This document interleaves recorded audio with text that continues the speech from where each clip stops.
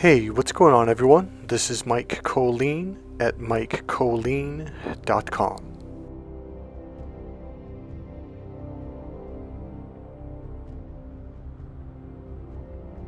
Okay, so I just grabbed this song. I don't know, I just really like it and kind of got the vibe right now. It may not quite match what I'm going to teach you today, but it just makes me feel good. So I'm going to introduce you to the power of NLP. That's neuro-linguistic programming. It's an advanced form of psychology created and I should say discovered by Dr. Bandler and Dr. Grinder. So you guys all know that my specialty really is in dating and relationships, especially the hidden right brain language and communication between men and women. And I guess in a way this does kind of match now that I'm thinking about the song.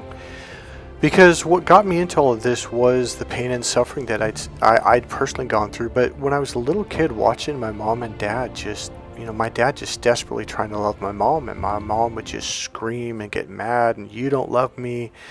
And I'm not knocking my mom at all. It's just, this is a very typical thing. It's to me, the biggest heartbreak on the planet is when two people are actually in love with each other, but they can't get along. They can't feel the love.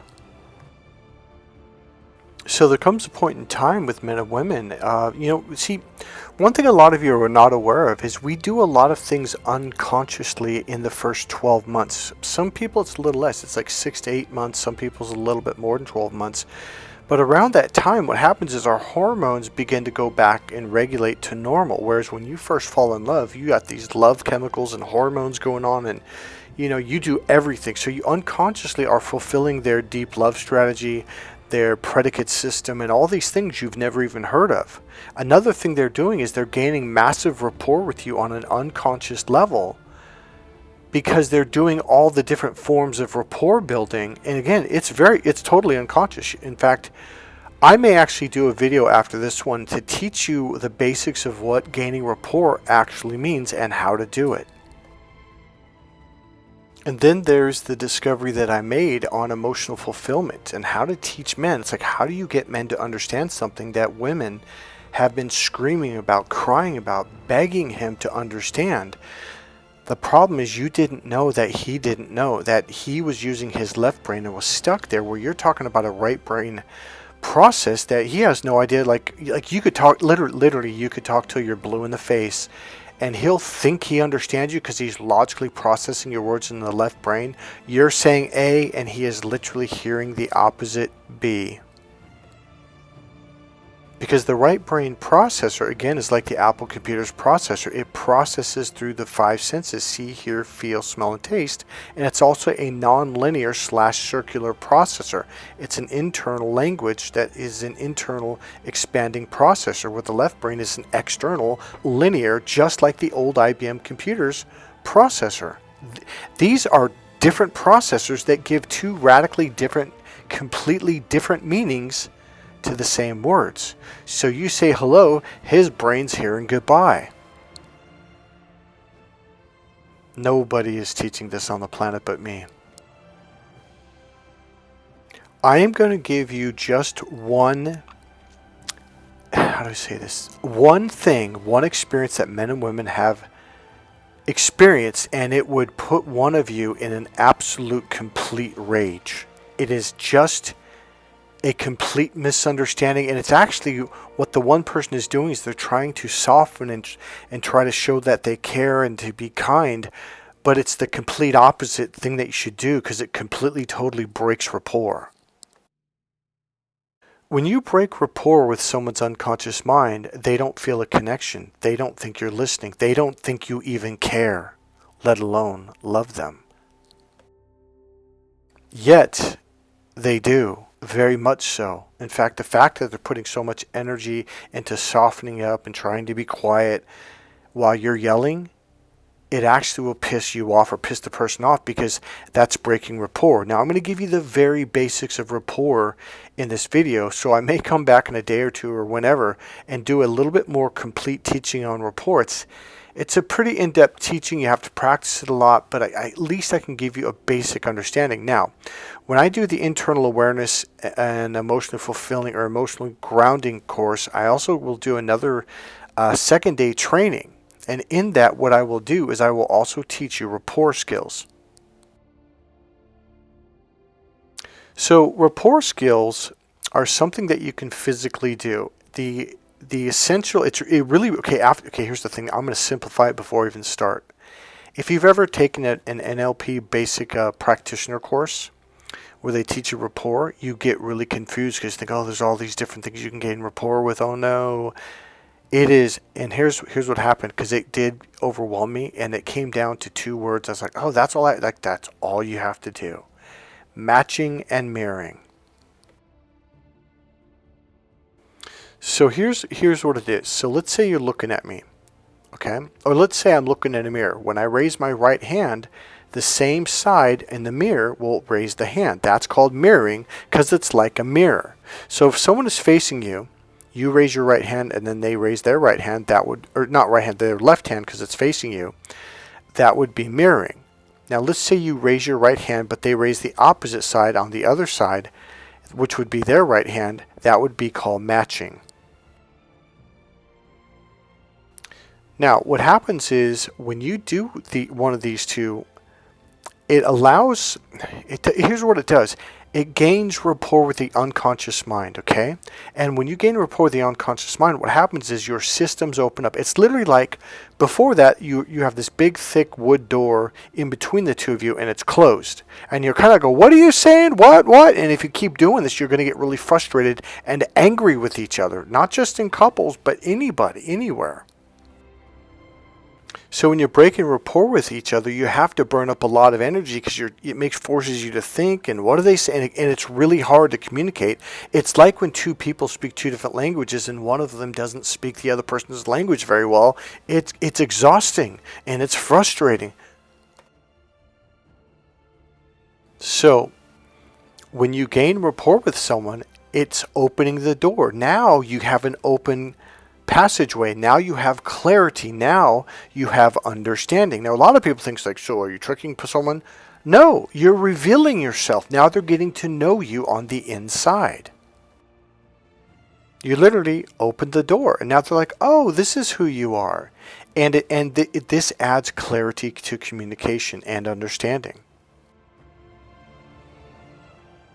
Now, I remember as a child, probably middle school, high school, and then going into college, you would hear people say, oh, it's all about rapport. You got to gain rapport. You got to have rapport skills. I remember my high school girlfriend said this to me. I was about probably 11th grade. Michael, you've got to work on your rapport skills. And I remember looking at her like, oh, okay. Kind of walking out of the room going, what the hell is that? And I remember even in college, I remember this teacher said, Michael, you got to learn how to gain rapport with people.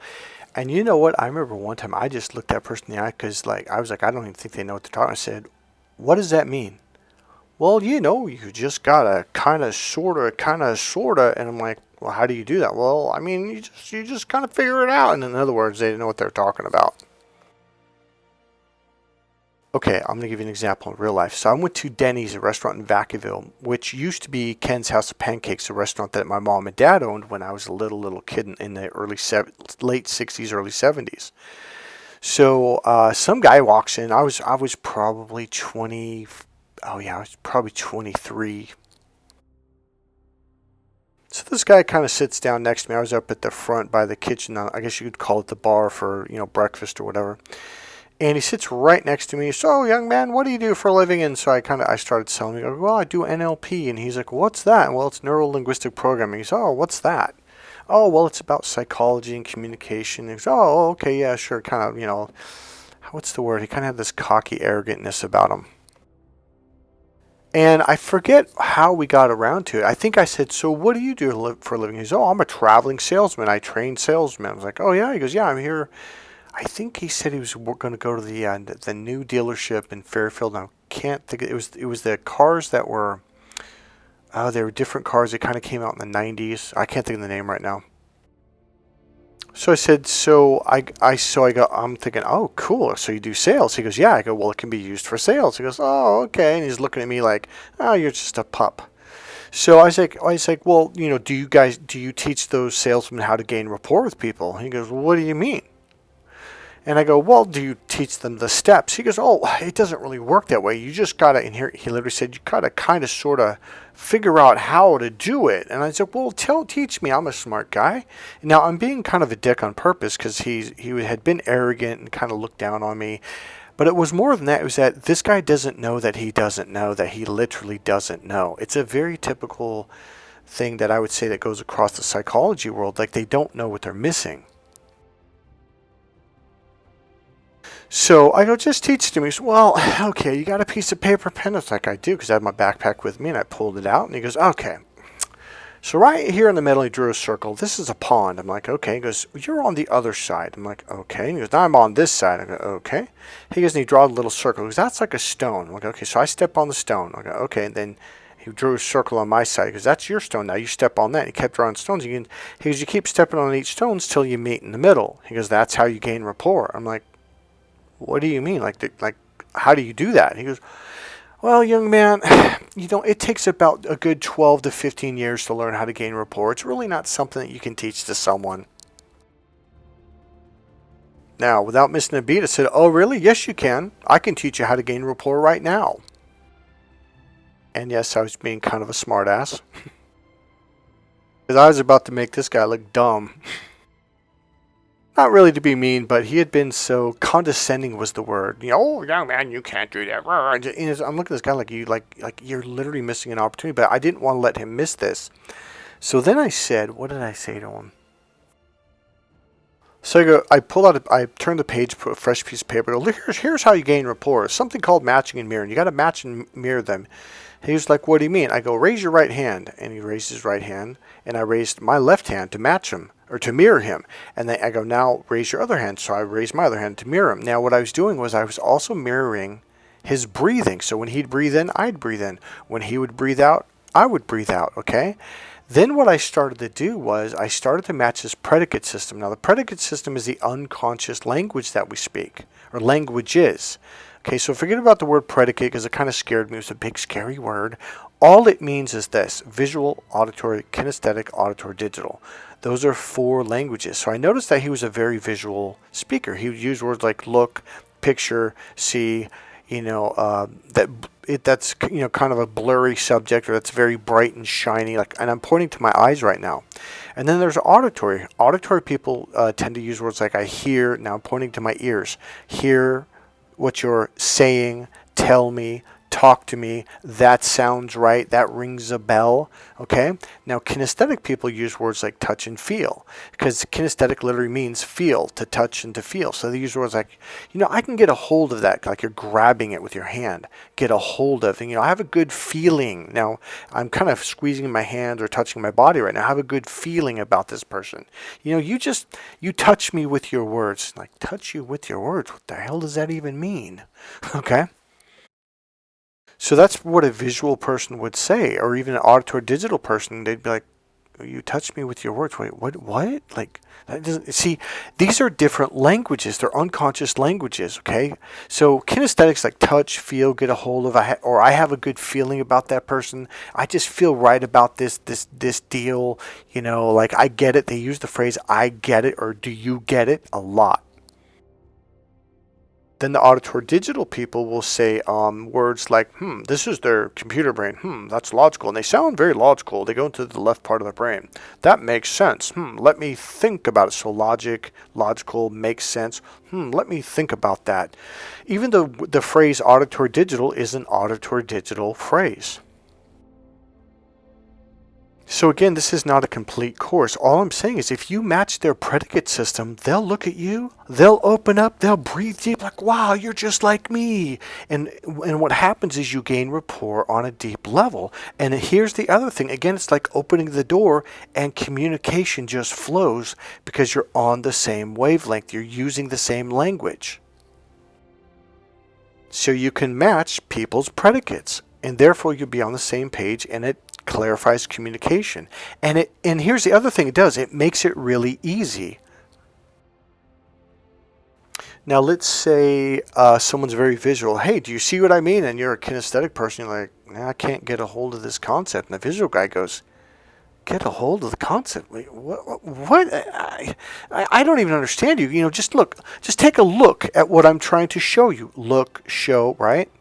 And the kinesthetic guy goes, I don't have a good feeling about this. And the visual guy goes, good feeling? What are you talking? You mean? Look, man, just take a look at the picture of what I'm trying to show you. So look, picture, show. What happens is this breaks rapport. And it'll cause people to get frustrated. It's exhausting. You have to think harder. Like, what are they saying? It's literally like speaking a different language. So then there's matching and mirroring body language. Okay, so you could like let's say somebody crossed their legs when they're sitting down, right? So let's say they crossed their right leg over their left leg up on the knee. Okay. Well, you could do the same thing, or you could do your left over your right to match them, be a little bit more subtle. Or another thing you could do, you could cross your legs at the ankle. Another thing you could do to match them is to cross your arms at the wrist on your lap or on the table. Now, here's another thing you can do. I already mentioned you could match their breathing. You can mirror. So matching. So if they breathe in, you breathe out. That would be matching because you're doing the opposite. If they breathe in and you breathe in, that's called mirroring. This is how you gain deep rapport with people. I'm going to give you one more because this really isn't a class on rapport skills. There's quite a bit more to it, and there's a structure and understanding to it, but that gives you an idea.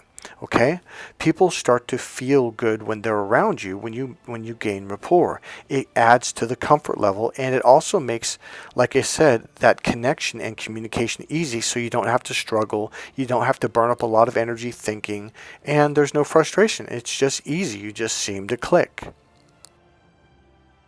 Now here's another one. You can take your finger and you can tap it to the rhythm of their blinking. Pretty sneaky, huh? So here's the deal, though. It really gains rapport. And you might say sneaky, but really what it does, see, what thing you have to understand is like they're going to see you now. It's like you're not hiding behind the door. So a lot of people, oh, this is sneaky. No, it's not, because what happens is it opens the door to who you are. So now they can see, hear, feel, and understand you. Okay, so sneaky is closing the door and staying behind it. This is the opposite of that. So gaining rapport opens you up and it opens them up. And now you're aware of each other. Okay, so now here's what happens in the beginning of a relationship. Okay, this is the reason why I'm teaching this right now, is to give you an idea of what probably happened. There's probably a couple other things too, though. But rapport skills is the number one thing. Rapport skills, predicate system, and deep love strategy. If you don't match those three, you are screwed. They could buy you a Ferrari, a mansion. You will never believe in a million years that they even care about you. And yet they work their ass off their entire life, and they're spending all this money on you because that's how much they care about you. Now, here is just one caveat, one thing that happens to couples down the road after that 1 year mark. Let's say you have a misunderstanding, and sometimes it literally just is a misunderstanding, okay? And it even could be, let's say you're not matching and mirroring your body language, or let's say you say, okay, in the beginning of the relationship, not only do you match and mirror body language, but you also match and mirror your tonality, your tone, your tempo, your rhythm, the volume, everything. You're also matching the predicate systems, okay? See, in the beginning of a relationship, because we have those hormones going on, we are highly motivated, we got a lot of energy, and we match everything. The problem is it's all completely unconscious.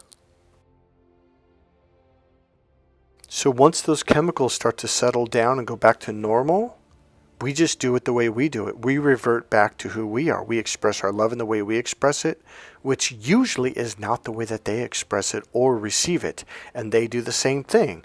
So you guys start to struggle. And for the second year, you kind of notice you struggle, but the love's still there. In the third year and the fourth year, and as it goes on, it gets heavier and heavier and heavier, and you start yelling at each other. You don't understand. You're like, I don't even understand you. I don't see what you mean. And she's like, well, if you just listen to me, by the way, auditory, his was visual, look, see. I don't see what you mean. And she goes, well, if you just listen to me, listen to you. I'm trying to show you something. And we will scream at each other, simply because we're using different predicates. Now remember, when you break rapport, it causes exhaustion, it causes frustration, and then you start to, now listen closely, and then you start to raise your volume. Now I went a little bit faster earlier, but I gave you a couple keys to rapport, like predicate systems, matching the breathing, and then the way you speak. The predicate systems, the tone, the tempo, the rhythm of your speech, the speed of your body language, tone, tempo, rhythm, speed, and volume. So what invariably happens is one of the people, it usually is a man, but it's not always a man. I've actually seen the woman do it. In fact, it happened in this way in my relationships a lot. I was the one who would get really quiet when they would get mad because I'm trying to be nice. And so what I found out was if someone is yelling, it's because they're trying to force you to listen. They're trying to force, not even if that's not trying to force, they're trying to force the words in you so you can understand what they're saying, right? So the words they might use is like, look, I'm trying to show you, and the volume goes up and the intensity goes up.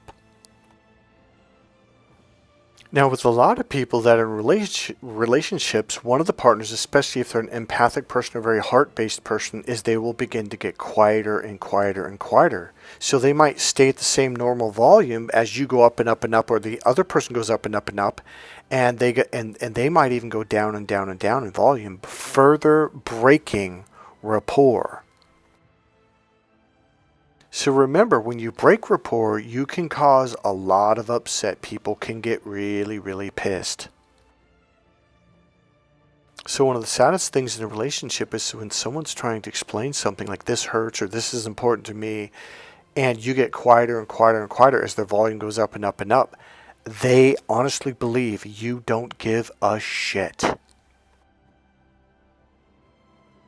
So here's what you do instead.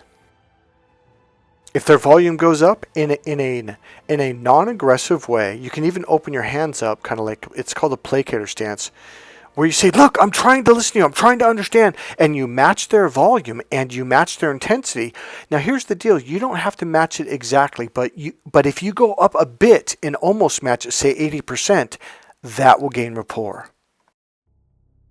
And all of a sudden the person's energy will shift and they'll look at you and they'll probably take a deep relaxing breath unconsciously, like, oh, okay, and all of a sudden they feel better. Now here's the deal. Another thing that makes relationships crash is we create these things called anchors. So whenever someone's talking to you, looking at you, and listening to you, that's visual, auditory, and if they're touching you, kinesthetic. They're connecting anchors to that. So if they're getting angrier and angrier and angrier, just looking at your eyes, looking at your face, hearing your voice, all of these things are connecting negative anchors, and they're getting angry. Now, when they look at you, they get infuriated. In fact, you may have had that with your last relationship. So you could be having a good day, slept well, woke up, had a great breakfast, and in walks your spouse, and you're just, oh, God. That's an anchor. They didn't do anything wrong. You weren't in a bad mood, but all of a sudden you go into bad mood. So here's what happens. The home that you live in, you will start, now you're in that bad mood. Now you look at the kitchen sink, boom, that becomes an anchor. You look at the light switch, that becomes an anchor. So here's the deal. We can absolutely rewire, reconnect, and collapse anchors into happiness anchors, into love anchors. In fact, I can anchor you to where when your husband's all pissy and angry or whatever, I can actually anchor happiness and love and joy to that. Learning how to gain rapport by specific steps is a lifesaver. Now here's the deal. People that are good at rapport get the job. People that are good at rapport get accepted into that university. People that are good at rapport, they have a happy relationship and a happy marriage. Guess who doesn't get the job? Guess who didn't get accepted to college? Guess who doesn't have a happy marriage? Yep, people that don't know how to gain rapport. Now these teachings have been around since around the 80s or early 90s. Dr. Bandler and Grinder were discovering, creating these things back then. I took my first certification course probably in 1990 or 1991. And when I learned rapport skills, I was blown away. I was like, you got to be kidding me. This is awesome. Now, there's some advanced things that I teach that you won't learn anywhere else. Now, let's say a man's in the logical linear brain. He's laser beaming from his right eye to your right eye. He's leaning forward, invading your space, being a very male. But you're in your right brain. You're in your emotions and your feelings, and you're very emotionally grounded and down to earth, and you're just feeling good, right? You're warm and comfortable. And in comes Mr. Logic, linear logical head, stuck up in his head. Well, what does that do to you? That breaks rapport. It pisses you off. And not only that, but eventually it pulls you out of your being emotionally grounded. It pulls you out of your right brain, and it pulls you over to your logical brain. Now you're stuck in the box, and now you're irritated. Has that ever happened to you, ladies? Have you ever gone on a date with a guy you really liked, and at the end of the date you said, oh, I just want to go home. I've got a headache. Yes, you have. I mean, they even make movies about that. See, here's the thing. Guys are completely oblivious. They have no idea what they're doing, okay? So this is one of the pieces that I teach the men. Like, look, when you're in that forehead thing, it squeezes her forehead, and she doesn't like that. So I teach men how to open up, breathe deep, and drop their awareness down and expand their awareness and open up to the right brain so you can be in your right brain. By the way, guys, just so you know, the right brain is the relationship brain. It's also the romantic brain. It's also the social brain, which is where you learn social skills. Remember, her mating system is connected to her right brain's communication center, guys. So when you learn right brain communication skills and social skills, guess what? She's really going to like you. Here's my book. If you want to get started, then take the course. Go to MikeKollin.com and buy my book, Crack the Female Code for Men. If you want to learn rapport skills, or if you have a business or a sales team and you want me to train them on how to do deep rapport to gain more sales, to increase sales, or if you have a group and you want a guest speaker, get a hold of me. Now, there's something called instant rapport. It's a little bit harder, a little bit more challenging, but it's actually quite easy. You just got to match their facial expression, match their spine, match their body language, match their tone, and match their volume and intensity. So here's what happened. So my ex-girlfriend was Laotian, okay, and her family didn't like her dating me, okay, because I was a white guy. It wasn't necessarily that they were racist. Really, they really just wanted her to date or marry a Laotian or Thai guy, okay, because that's where they're from. That's a cultural thing. And so we kept dating, and we were at a club in Sacramento, and we were looking over the rail from the second floor, and three of her friends, Laotian friends, were coming up the stairs. We're like, holy shit, we got to get out of here, like right now. Well, it's kind of crowded, so I was kind of weaving out and holding her hand and weaving out through the crowd to get to the other side. And this little girl, well, she was 21, obviously, but she was this little tiny thing, and for some reason she saw us, and I kind of noticed out of the corner of my eye, and she kind of raced over, was squeezing through the crowd. I'm like, what is she doing? She got right in front of me, the only opening, and she blocked it. And she looked at me and she wouldn't. I go, can you please, we're trying to get away. And for some reason, she wouldn't budge. So then there was a boxing ring in the middle of this club. Why it was there was never used, I don't know. And you weren't allowed in it. So what happened was I literally picked her up and put her to the side. And we got through her going around the ring. Well, she actually ran up into the ring, ran across. And then she got in my way again, and I'm like, what are you doing? And then she ran up to this big bouncer guy who was an offensive lineman for Sacramento State. And she said, oh, and he's pointing. I was like, oh, shit, what are we going to do? And what happened was, hey, she told me blah, blah, blah, blah, blah. And I was like, yeah, and here's what I did. I matched his volume. I matched his intensity. But I put my hands open by my shoulders, wide open. And I matched him, but not in an aggressive way. I didn't lean forward. I actually kind of pulled back a little bit. And I said, but you don't understand. We got to get out of her. She's Laotian. Her friends are coming up, and her parents don't want us to date. And blah, blah, blah, blah. He goes, oh, okay. Come down. Now he goes, here, I'll take you down the VIP elevator. Now, the VIP elevator, you have to pay like this $150 back then, like $150 a month to use the elevator plus some other VIP things. And I go, yeah, but I don't got the VIP. He goes, don't worry about it, buddy. You're with me. That's the power of rapport. So when we walked away, he shook me. He goes, hey, anytime you need anything, you come to me and you let me know. Even if you want to use the VIP elevator. I'm like, thanks, man. I appreciate that. So we're walking away. Now, my girlfriend has seen me do stuff like this, and she goes, did you do that NLP stuff again? I go, well, did you want to get out of there? And so, yes, I did. This is just one of the tools that you can use to radically change your life. This includes meeting the opposite sex, for men, how to meet girls and gain rapport so they understand you, so they feel comfortable with you and get to know you. There's a lot of benefits: business, sales, selling on the phone, selling in person, marketing. There's all kinds of advantages to just learning this one set of skills. Not to mention saving your marriage and having a happy, loving marriage where you both feel comfortable with each other and you open up. See, this is why I don't want you guys to give up on love. Now, I know a lot of you came to this channel because of narcissist abuse and because of all the hurt and pain, like I'll never date again, I'll never this. Well, you have to learn how to see people for who they are. There's a bunch of things you learn when you go through the isolation period from watching my channel, or you can take my courses, etc., or do one-on-one coaching with me and healing work. We'll do all of that. We will get you out of that.